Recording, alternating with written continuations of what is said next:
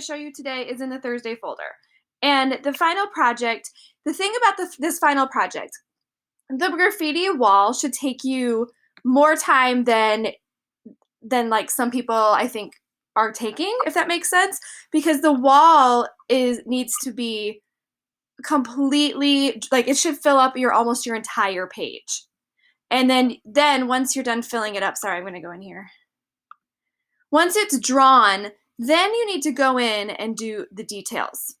So the shading, like the rounding of each brick, you'll notice on some of these that there's cracks added in, that there's shading around the cracks on the outside of the page as well.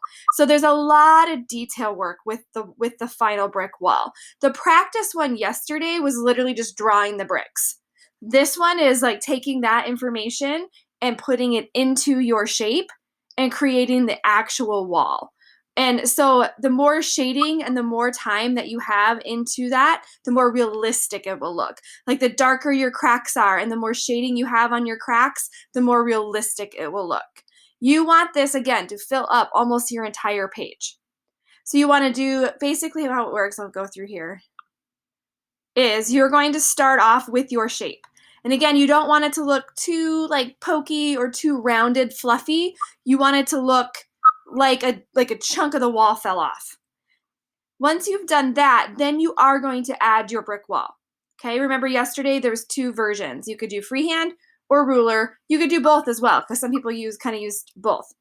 And once that wall is drawn, so a lot of people are getting to this point and then just adding the cracks, and then they're just kind of putting a little bit of shading. The more shading and the more cracks and like the roundedness of the bricks, again, the more realistic it looks. You can see there's the addition, and then now there's the addition of the more shading and details. And here's the last part. So it looks more realistic.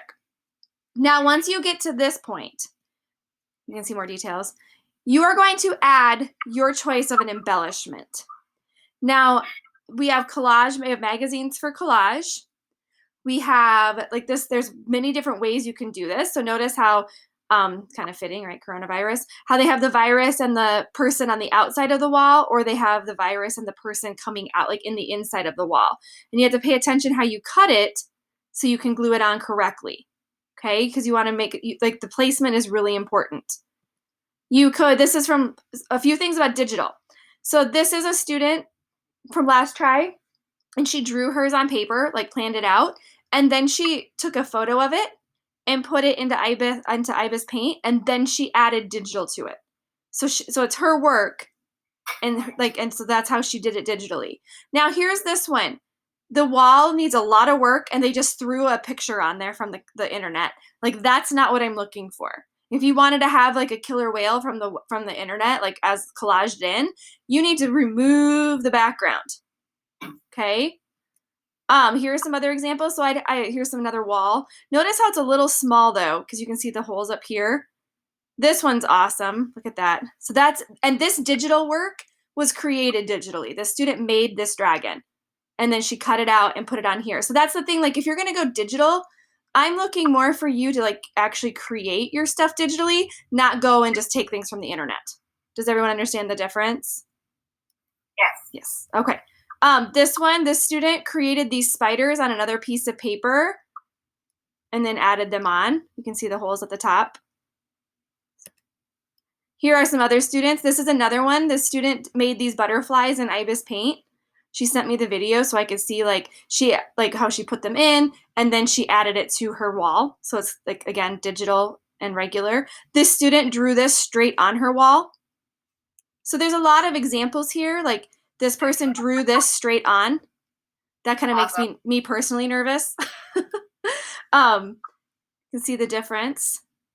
Lots of different ideas.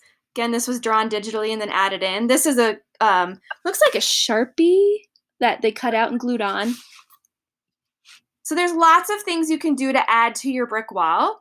But again, the more the shading, the more cracks you have, the more roundedness to the bricks. Like, look how the student went in and rounded out these bricks before they added this in. Oh, I did the watermelon twice. Whoops. So you can see the difference. Look at these. Look at that. Look how rounded. Colston, you're kind of focusing on like what you're looking for is the distress in the wall, right? Like you want that wall to look like it has been damaged, broken, that total feeling, right? Yeah, and I'm looking for the value, not just like coloring in with a pencil, because there's different technique to that. I'm looking for the value. I'm looking for you from going from the light to dark. I'm looking for you add, like, how do you take something that's more rectangular and how are you going to make it look realistic? Because that's one awesome thing about value is it helps you to add the realism to your project. For sure. So does this make sense to everybody? Look at that one. Look at all these cracks. And look at the placement. Like thinking of like, I mean, I had kids who've just like plopped something in the middle and it's like, well, that wasn't thought out. And that's the whole point of art is to like have is to have an idea and have a reason for it. Not like, oh, I mean, I understand some of you are like, I'm doing this because you're assigning it. I get that. But hopefully it's open-ended enough that you can choose things that are interesting to you and have them placed in an interesting manner. So again, you can add collage, you can add drawings, you can add silhouettes, you could go in and add this to like, what's going on here? Sorry, going backwards. Adding silhouettes, like I said, you could, I mean, there's so many options that you can add to this project.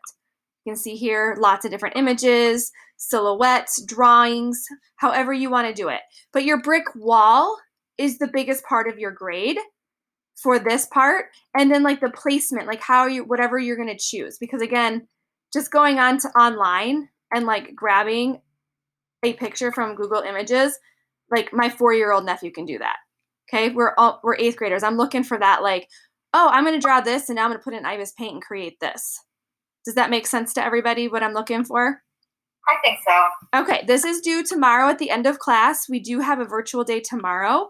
So you have work time tomorrow. I will need you to meet me online in the morning like normal, but you will have work time. And then Monday next week, we're going to move into our pop art lesson. Sounds good. Are there students interested in using collage materials that if I got out magazines and put them in my classroom, that might be of interest for students? Or is it not of interest? Yes? Okay. I will make sure that there is a pile of collage materials in my room. I'll get this set up, but this is your work time unless Colston has anything else you want to add and contribute for the expectation. I just think as long as everybody understands what I'm looking for, as far as like the final project goes.